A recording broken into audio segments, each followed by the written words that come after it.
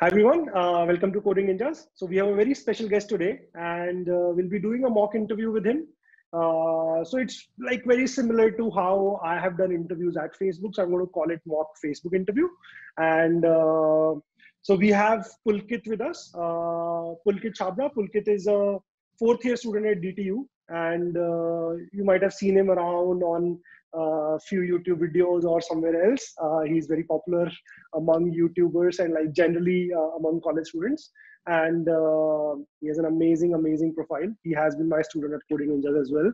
And he is a six-star coder on CodeChef, a master at Codeforces, has offers from so many companies. He actually, during his third year, he got internship offers from CodeNation, from Goldman Sachs, from Amazon, and he decided to do his internship at CodeNation. And now for the final year job offers, he first of all got an offer from Media.net, which is DirectEye, and recently he got an offer from Google as well. So yeah, so amazing person, like that has done a lot of work in competitive programming, has done a lot of work in machine learning as well, and has all these offers. So welcome Pulkit, welcome to Coding Ninjas. Hi. And congratulations Thank you. for the Google offer and the DirectEye Thanks a offer. lot. Yeah. So perfect. So I'm super excited. I'm not nervous because I have to take an interview. I don't have to give an interview. So let's do this interview. Hopefully, it will be useful for everybody who is watching, and they will sort of realize what sort of superpowers you have to crack all these companies.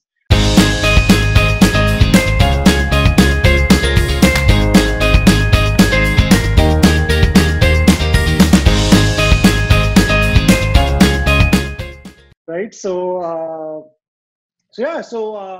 As you might know, as just to give everybody an idea, generally an interview at one of these tech companies would sort of follow like a 40-minute sort of a time. And it's generally like you go with one or maybe more problems around data structures or some sort of discussion on resume. In our case, we will sort of focus on data structures related problems and focus on problem solving. And so let's see how it goes. And in the end, we will sort of discuss what we could have done in a different way, or like how exactly, what sort of feedback we'll have for Pulkit, right? Perfect. So Pulkit, I've already shared a Drive link with you. So you can, if you can quickly share your screen, that'll be great. Perfect. Thank you so much. And just give me 1 minute. Okay, perfect. So, okay. So Pulkit, let's start with this. This is a problem which I really enjoyed in taking interviews. So this is something that I've asked a lot of people when I used to interview at Facebook, and yeah, I think like it's a very fun problem. So let's just quickly get started with that. So, okay. So I'll give you a number, right? So Okay. you get a number, just an integer, right? And you just need to return and tell me how many numbers you can form by like just doing different permutations of the same number. So you can move around the digits, and you need to tell me how many of those permutations will actually be smaller than the original number. Okay. Right? So for example, if I give you, let's say 231 as an input, right?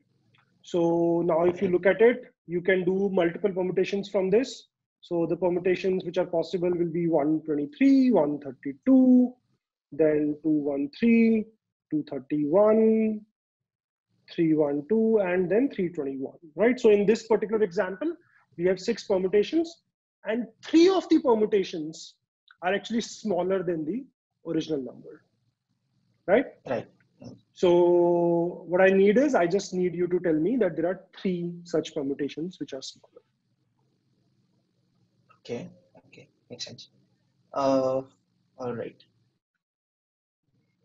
I'm not sure right now if it is completely relevant or not, but something that comes to my mind is that like what if there are zeros in the integer, and what if uh, like basically what I mean is uh, some permutations can have leading zeros, right? So we'll of course count them as well, right? Yeah, you can do that. We can count them as well. Okay. Secondly, what I can think of is that is there any such constraint that the digits that will be there in the number, will they be distinct? Like in the example that you have given me, 231 and 2 3 and 1 are coming exactly once, or it can be like double 231. So, Are you so getting my yes, question? yeah, absolutely right. So the problem will become very, very different if we talk about distinct or duplicates. I would suggest that let's not assume anything, and we might have duplicates as well. So let's try to solve accordingly.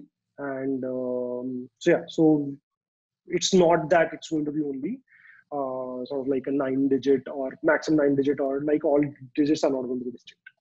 So we might have duplicates. All right. Okay. Okay. Makes sense.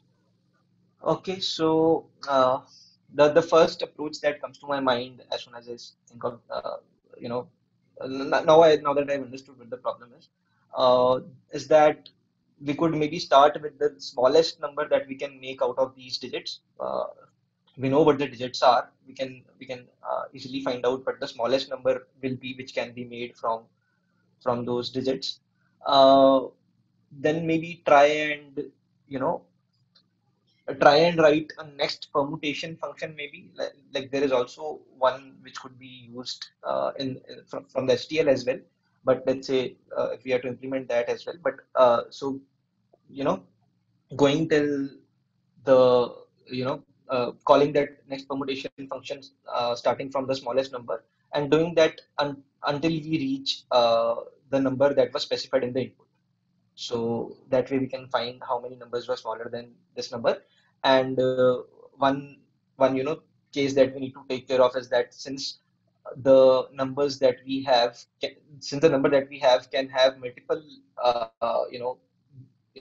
can have repeating digits, we just have to make sure that we don't recount those permutations by just checking if the current number is since we are moving in a next permutation fashion, while incrementing the counter by one, we just check if the current number is not equal to the last number, the just last number, then only we'll increment the counter by one.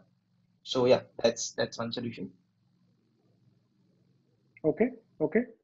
So, perfect. So perfect. So this sounds great. I think that's a absolutely valid solution. What we have right now is that you said that given any number, you will find smallest and then keeping up. You will do plus one. You are managing duplicates as well. So all of that sounds really good. My only question is like, what do you think? How efficient this solution is going to be? Like, if you have to think of that. Yeah, if I talk about the time complexity of this solution, uh, assuming that there are, let's say, n digits and the in the number that you gave me, of course it will be bounded by the fact because the number of distinct digits that can be there will be can be at max 10 only.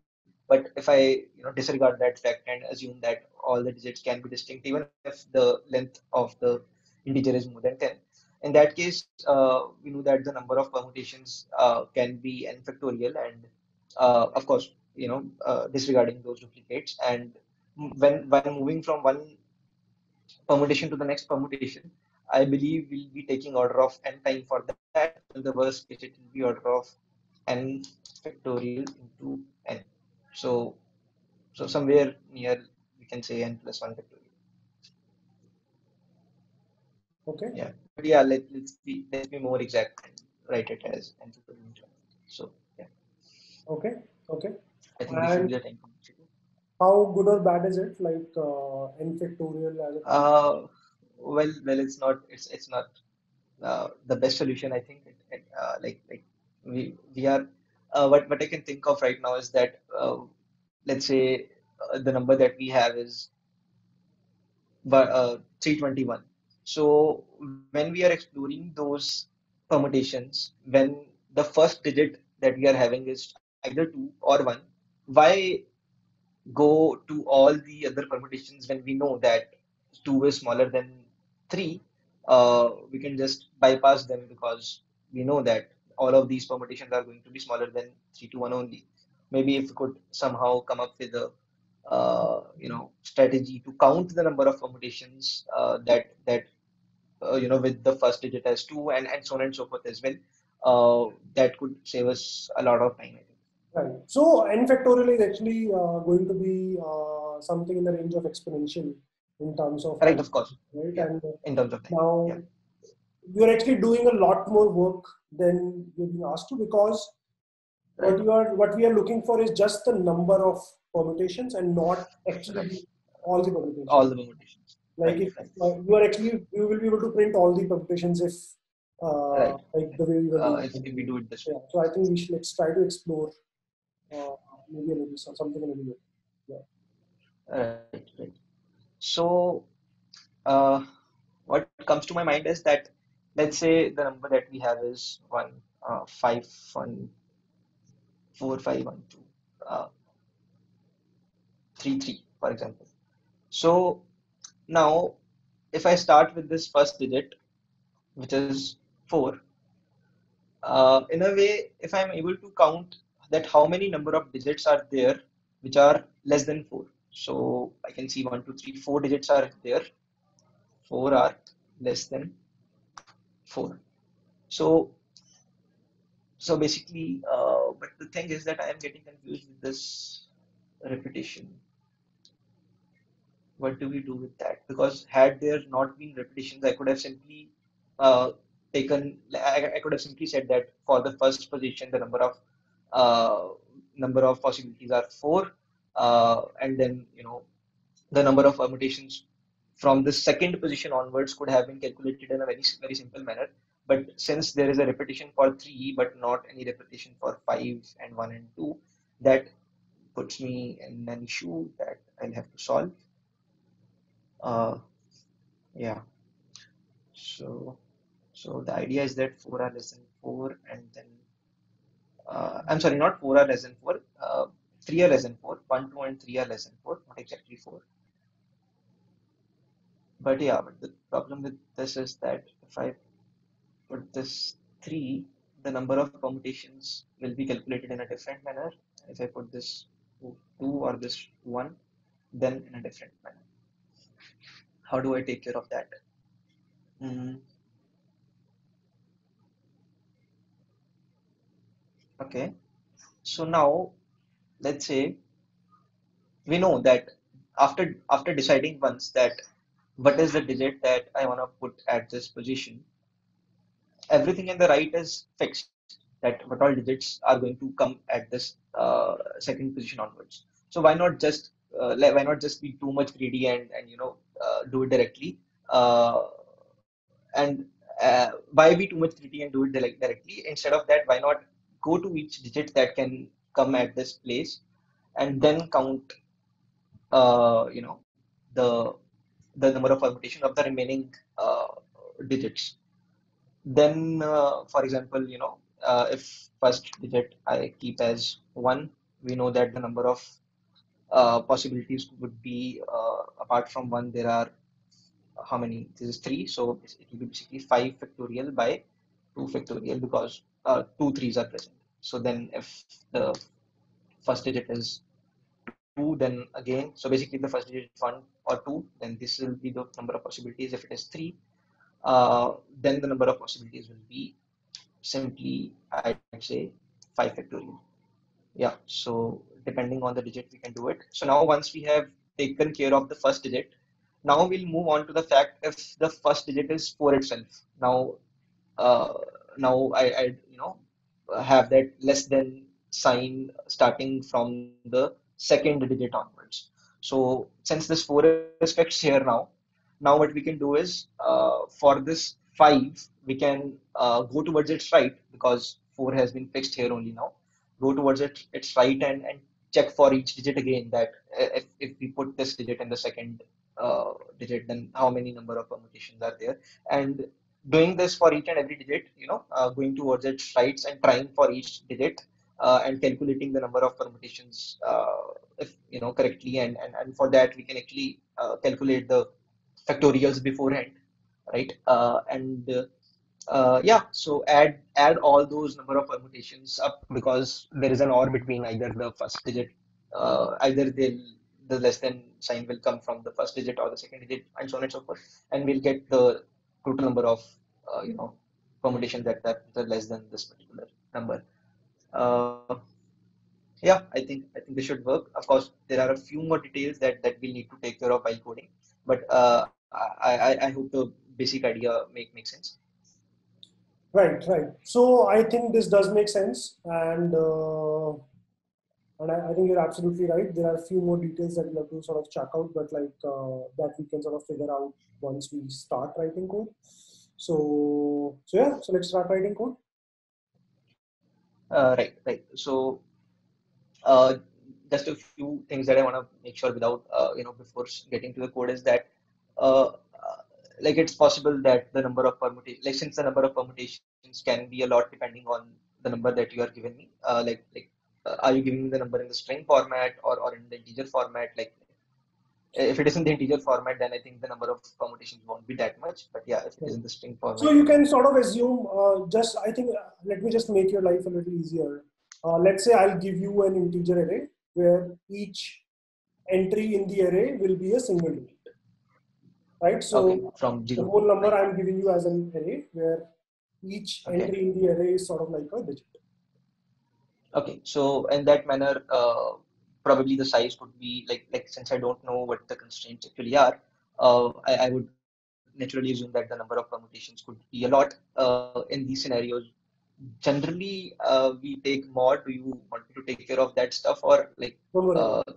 Don't worry about that. okay, You can just take like a long integer or something, and you can sort of assume all that right, things will work for you. Yeah. all right, okay, cool then. So let's say that our let's say let me define this like this, it like this, and our function is going to return long and get count of smaller permutations. And since you said we are getting a vector, so let's take it in this manner: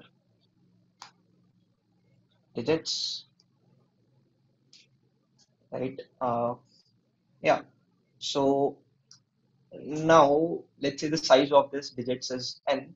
At at different stages in my solution, I would require the factorials of the numbers that can go up to n. So maybe I can pre-compute those factorials. So vector int, again, it should be ll vector ll factorials, and let's also have int n equals to digits dot size first,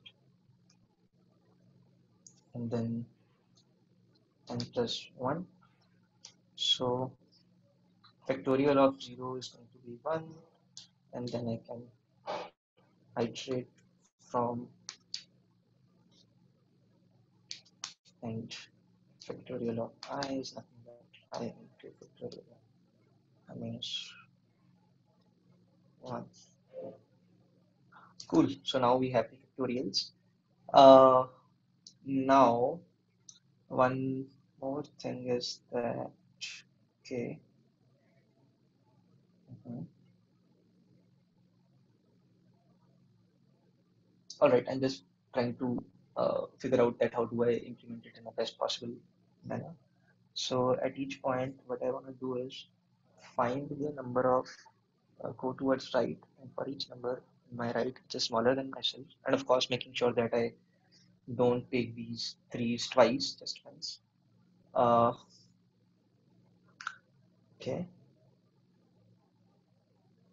Hmm.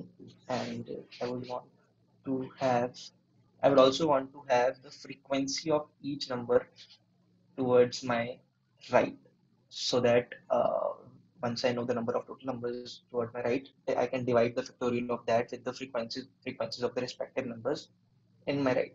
So as of now, I'm thinking of an order of n square solution. Uh, like I'm not sure right now if I can optimize it further or not. I was just trying to figure out if I can further optimize it from order of n square as well. But as of now, I think I'd go ahead and go ahead with the order of n square, and we can see afterwards if you'd like me to optimize further. Okay, sounds good. Sounds good. Okay, so or or now like just as I said it, I just thought that the number of digits are very limited. The number of digits are from 0 to 9 only. So since the number of digits are from 0 to 9, it won't be that tough to find the frequency of each digit towards my right.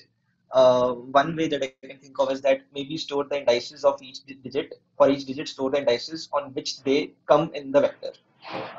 Let's say at a particular point in time, at I am at a particular index, and then using binary search, we could find that how many numbers are there towards my right. That would be n log n. But then again, I'm going from left to right, and at each point in time, I'm only concerned with the digits towards my right. So while going from left to right, maybe I can, initially have the frequencies, the original frequencies of each digits that are in the whole digits array. And while going from left to right, I can decrement the count of those integers, those digits that I have encountered so far. So I think this will be even more. Yeah, this will make more sense. Yeah, I think I'll go ahead with the one that I told you in the last. Yeah. So we can have a vector and frequency of size 10, and and again,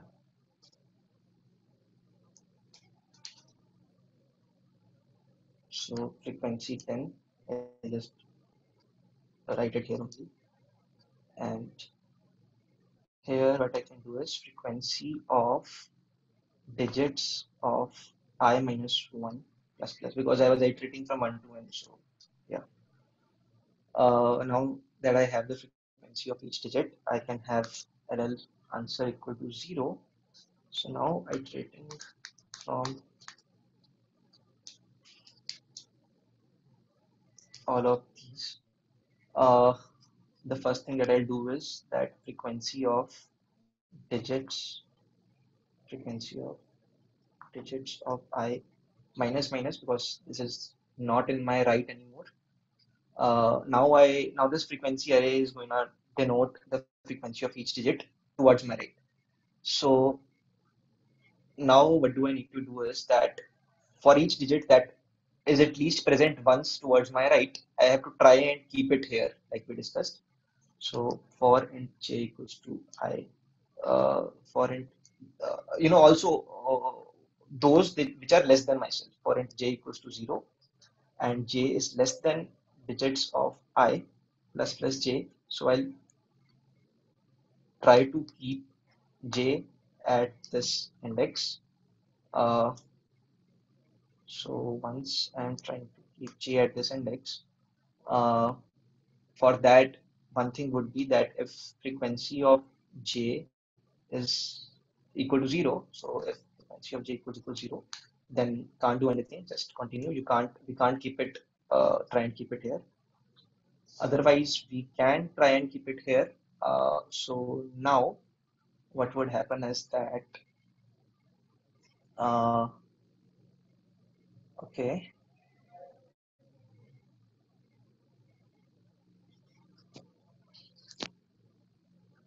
uh, I want basically remaining n is nothing but n minus I plus 1, because if I'm at an index I, the total number of numbers towards my right are going to be this. Towards my left is I, including myself 1, so n minus I plus 1. And apart from that, I would like to calculate the frequencies of all of the numbers also, and divide the factorial of this remen by the factorials of frequencies of the numbers that are present in my right.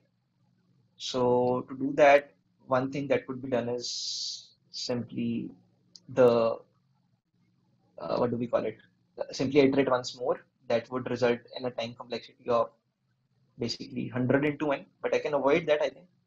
to avoid that, what we can do is uh, let's have this factorial product equals to 1. So basically, let's call it denominator in that number of permutations, and then I can iterate over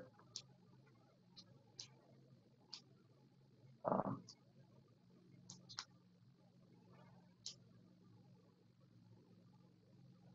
I can have that denominator is equals to factorial of frequency of I. So now at this point, this denominator is the product of the frequencies of everything. But yeah, now when I am trying and keeping, when I'm trying to keep this uh, particular number here, now what I'll have to do is that n minus I plus 1 is the number of numbers towards my right, towards the right, and basically I'll have to take care of this denominator. I think something has to be done. So one thing is that initially I multiplied to the denominator the frequency of this, the actual frequency of this. But now towards the right, the frequency of this number will be decreased by 1. So frequency of j, and then multiply it again. So at this point, this denominator is equal to, like, let's say we are at this 4. At this point, the denominator initially would be equal to 1, the frequency of 5, which is 1 factorial, into 1 factorial again for this 1, 1 factorial again for this 2, and then 2 factorial. So now let's say if I want to try and put this 3. So for this 3, this has to be 1. But what about this 4? Because now this 4 will also take the place of that 3. Uh, so now since that 4 will take the place of that 3, what I'll do is that the number that I'm trying currently, the denominator won't care about that, but now it will take care of denominator into equals to basically frequency of digits of I, because the current digit that we are having, towards its right, the frequency will get from frequency of digits of I, but now it will be incremented by 1. Yeah, but this is something which has to happen in each iteration. So we can just initialize it with frequency of digits of I plus 1. Yeah, so I'll be doing this every time, multiplying and dividing. So why not initialize it that way? Okay, so now once we have this, what I want to do is that answer plus equals to factorial of rem n, because the number of numbers towards my right, divided by the norm. And once we are done, I would like to return the answer. So now I think I've covered the basic stuff, but I need to make sure that I'm not making any mistakes. So let's just reiterate. The size we have, the factorials, the frequency, okay. Factorial initialized with 1. Getting the factorial still n, because the frequency of anything won't be greater than n, that's fine. So factorial is getting, frequency is also fine, and then answer 0 to n minus 1, I'm iterating. Frequency of the current number is being decremented because I want the frequency to just have the right, the frequency of the digits towards my right. So now at this point, uh, if I'm trying some digit that is less than myself for this particular place towards my right, uh, yeah, so initially for this all of the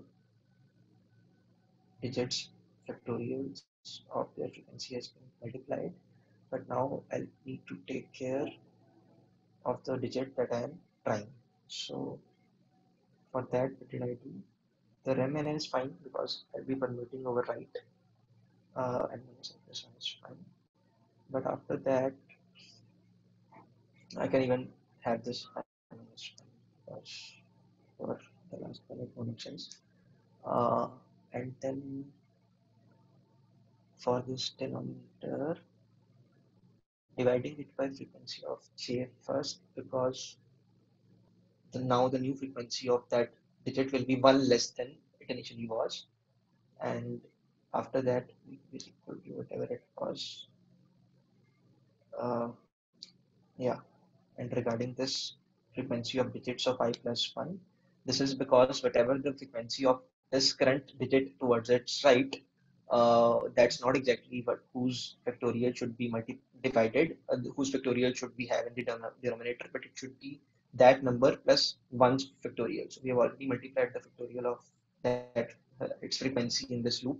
So I just initialized it with 1 plus 1 to make sure that, or one more thing that we could do is that just do it like this and then increment it afterwards. So yeah. Okay. I think it should work. I think it should work.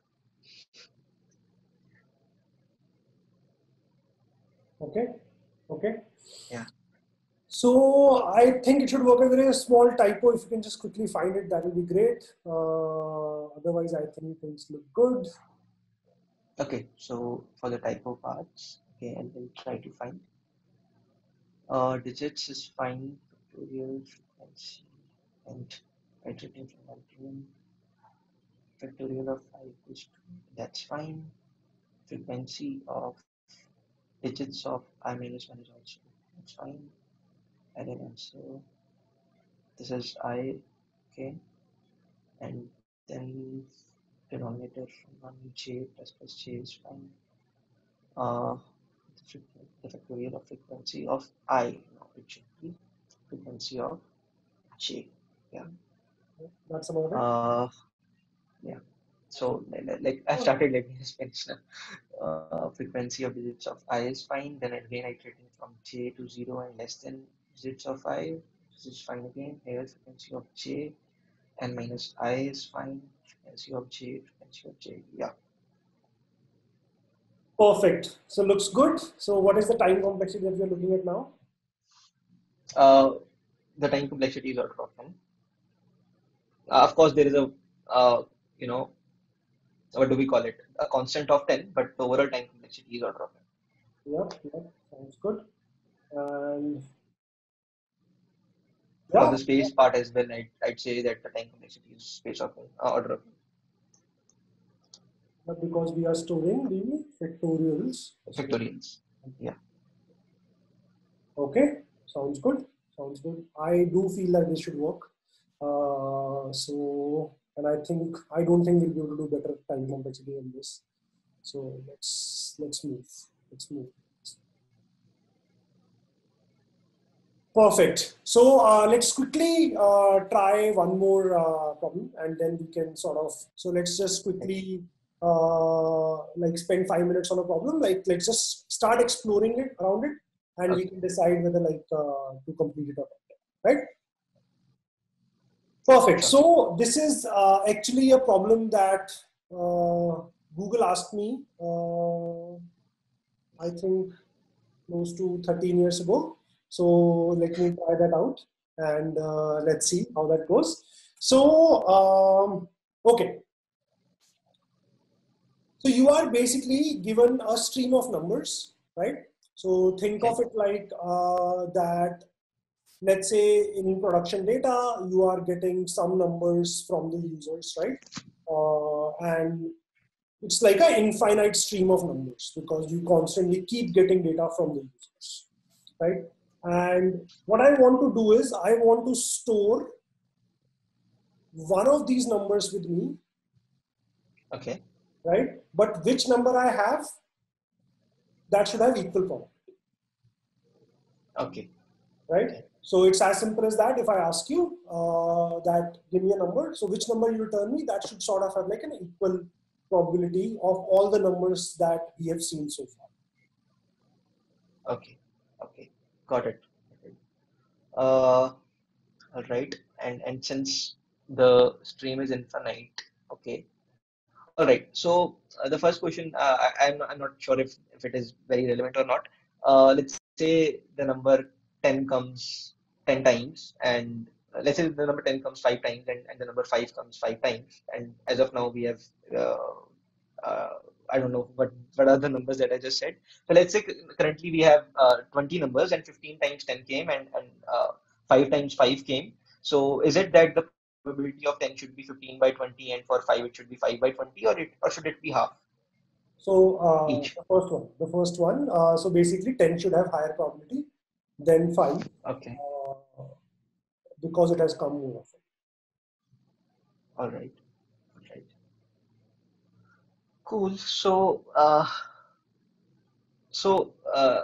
like I'm not sure if this is the solution that you're looking for or not, but the first solution that comes to my mind is that, of course, forgetting about that infinite constraint for a bit, that we could store all the numbers, we could have a vector and keep pushing back the numbers that we are getting, and whenever we get a query to, sort of get a random number, we have the current size, we could generate a random number, or rather a pseudo random number between the number 0 to whatever the size minus 1 is, and we could return the number at that particular index. So it will be random, and it will be one of the numbers that that we have seen so far. So that's one of the possible solutions.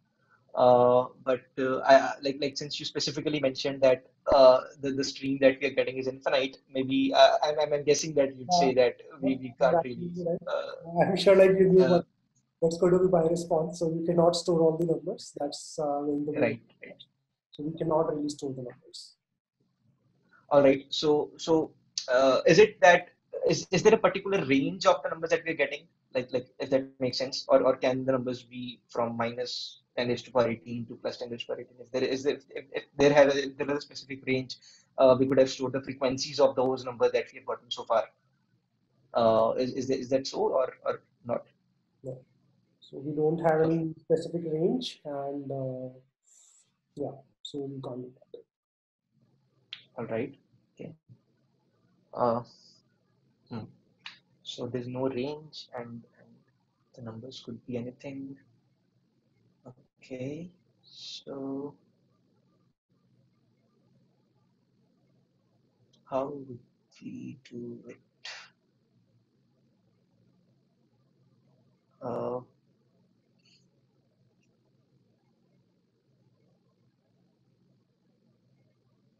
let's say there is not a range. I'm being shameless now and trying and asking in the same direction.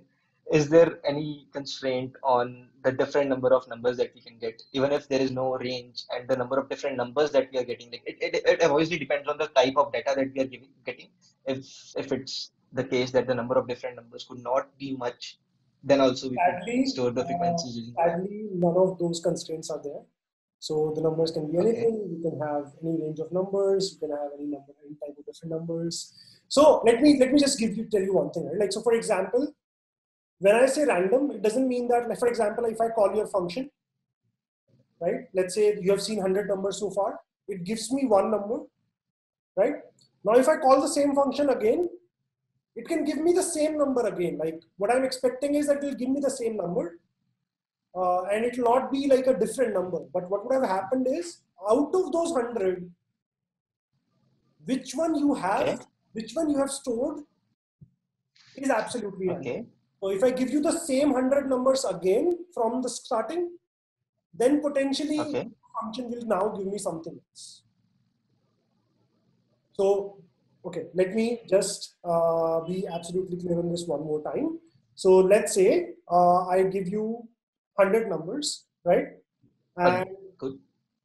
at the end of 100 numbers, Right. think of it like that you want to have, you cannot store all the numbers, right? So you just need to store one number. Which number you have is absolutely random, like through some process that you need to develop.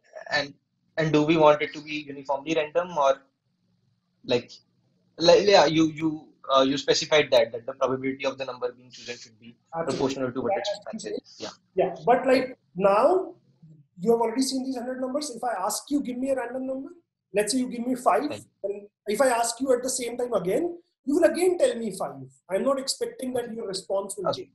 Okay. But what I Changing. want Okay. is that the process that you have, that basically makes sure that whether you store a 5 or whether you store some other number, that is absolutely random, and you would have one of those. Right. Okay. Okay. So basically, what I can think of from whatever you told me right now is that uh, when a new number, like between two calls of a new number, like let's say the hundredth number comes in. So before the 101st number comes in, the number that I'm storing has to be is going to be constant, and I don't have to uniform keep changing it each time the person asks for a random number. But as soon as the 101st number comes, uh, the process of choosing the number that I had has to happen again, and the number has to be chosen uniformly. But is what I'm saying correct according to you? Like, does it make sense? Pardon me? So exactly on these lines, like you need to take a call with Okay. the 101st Okay. number. What do you do with it? Right. And then Right. potentially, when I ask you again, potentially your answer can be different. It can be same, it can be different. Right. Right. It can be same as well, of course, but it can be different as well. Okay. All right. So let's just try to think out of the box. Uh,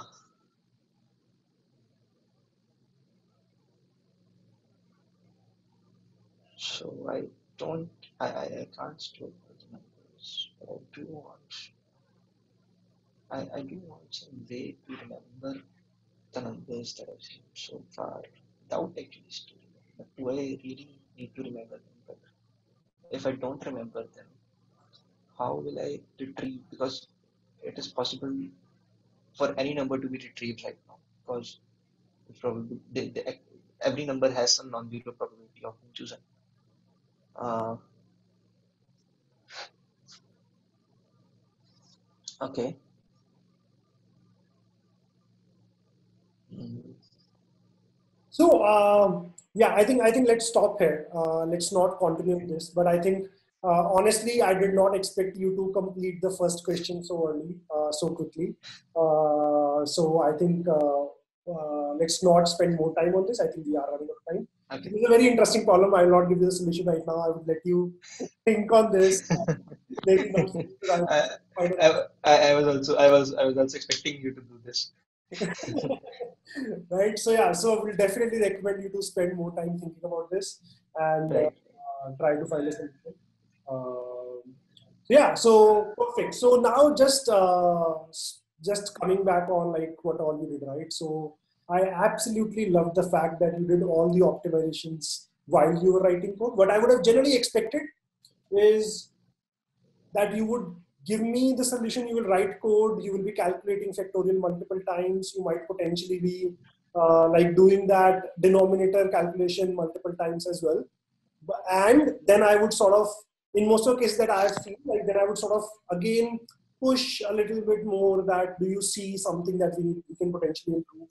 And then the person will sort of realize that, hey, I'm doing this denominator calculation multiple times, I'm doing this factorial calculation multiple times. And let me just take care of that. So I think that was absolutely brilliant.